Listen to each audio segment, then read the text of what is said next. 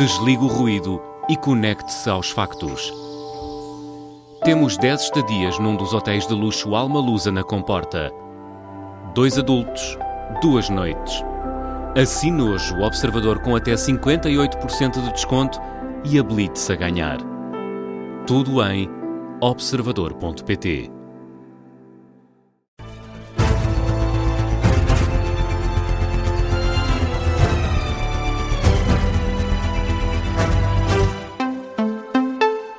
Jornal das 8 com Miguel Videira. E, Miguel, começamos com o conflito no Médio Oriente. Donald Trump afirma que não se sente pressionado para fechar um acordo com o Irão. É uma de várias mensagens publicadas esta tarde na rede Truth Social. Sublinha que não vai fechar um acordo a qualquer preço. Acusa os democratas de menosprezarem as conquistas alcançadas pelos Estados Unidos, depois de anos alertarem para o risco que representava o regime iraniano.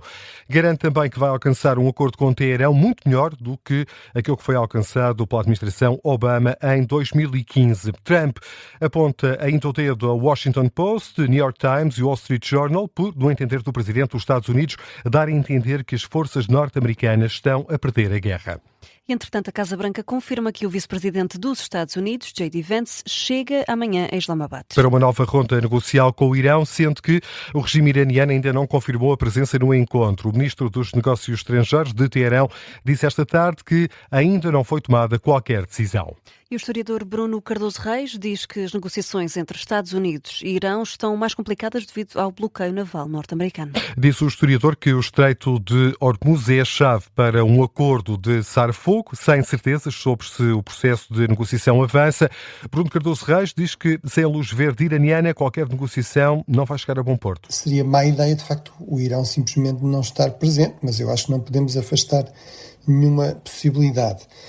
O que para já podemos afirmar é que se estas negociações já eram difíceis, acho que ainda se tornaram mais difíceis nos últimos dias e nas últimas horas, ou seja, acho que a confiança entre as partes, que era muito, muito baixa, não melhorou, pelo contrário. Bruno Cardoso Reis, convidado do Gabinete de Guerra desta tarde, o historiador sublinha que nenhum dos lados está a vencer a guerra, afirma também este propósito que os Estados Unidos estão a ser mais afetados e que um acordo parcial poderia ser a solução? O cenário, digamos, mais racional para os dois lados, sobretudo para o Irão, para o governo, para o regime iraniano e para a administração Trump, parece-me que seria de facto um cessar-fogo e um acordo, mesmo parcial, permitisse às duas partes declarar vitória e seguirem em frente, concentrarem-se nas questões internas.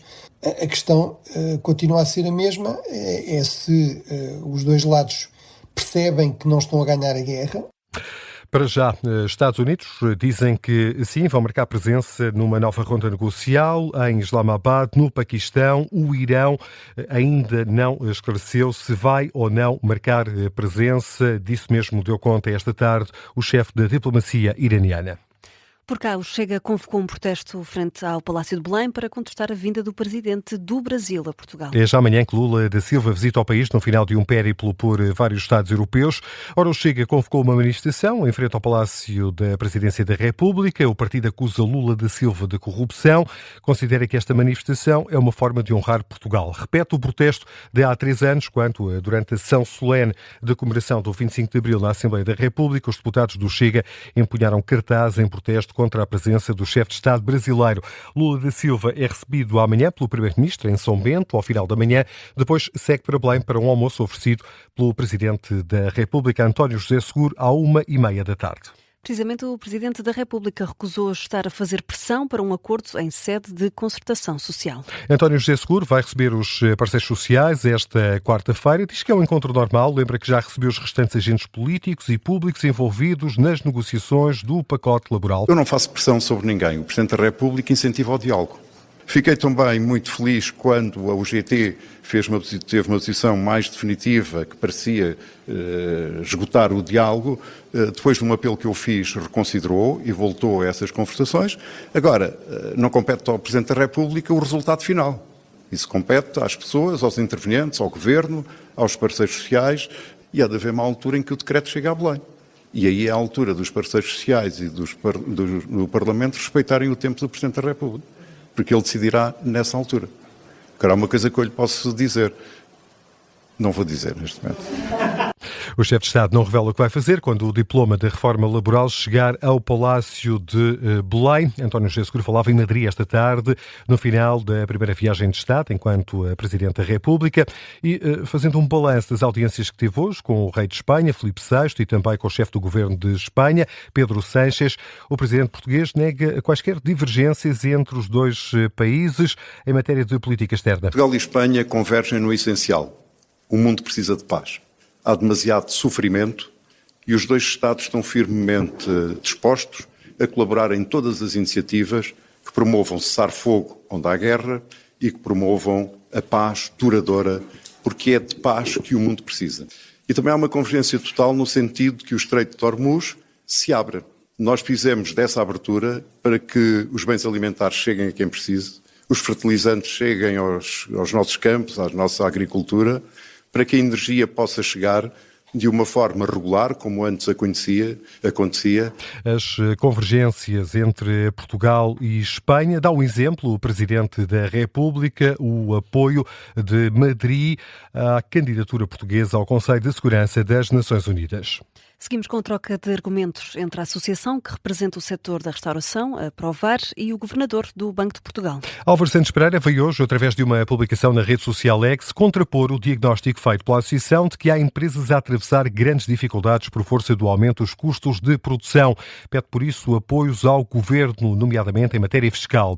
Ora, o governador salienta que este setor da restauração cresceu 69% em termos nominais desde 2019, graças à expansão do turismo e consequente aumento do consumo. Daniel Serra, presidente da Provar, leu os argumentos e acusa o governador de incorrer num erro de análise. E o seu governador, numa boa intenção de querer ler os números de forma lata, portanto, certamente os números estão corretos, no entanto, nós contestamos e obviamente isto não podemos deixar de o dizer. Isto não reflete a realidade de parte da restauração, que é aquela mais importante em Portugal, que é a restauração tradicional portuguesa. As empresas do setor da restauração não podem ser colocadas todas no mesmo saco. Uma coisa são as empresas tradicionais, outra coisa são as empresas de fast food. Sublinha com este exemplo Daniel Serra o erro de análise em que, segundo o presidente da Provar, incorreu o governador do Banco de Portugal. A fechar, Miguel, que outros temas estão em destaque? E a personalidade do ano 2025 é Marcelo Rebelo de Sousa. É essa a escolha da Associação de Imprensa Estrangeira em Portugal. A distinção é justificada pelo compromisso do antigo presidente com a democracia. É também sublinhado que o antigo presidente foi uma voz importante do ponto de vista internacional por ter levantado a voz, tanto em Portugal quanto em fóruns internacionais, contra os ataques aos direitos fundamentais e na defesa firme da liberdade de imprensa no momento em que estava a ser atacada, inclusive pela Casa Branca. Miguel Nogueira é o árbitro escolhido para apitar o Porto Sporting desta quarta-feira. O juiz de 32 anos da Associação de Lisboa lidera a equipa, que integra ainda os assistentes Paulo Brás e Nuno Pires. João Malheiro Pinto estará no VAR. Este clássico vai ditar que a equipa marca presença na final da Taça de Portugal do Jamor. O Sporting ganhou a primeira mão por 1-0. Os Leões visitam agora o estádio do Dragão para a segunda ronda desta meia-final.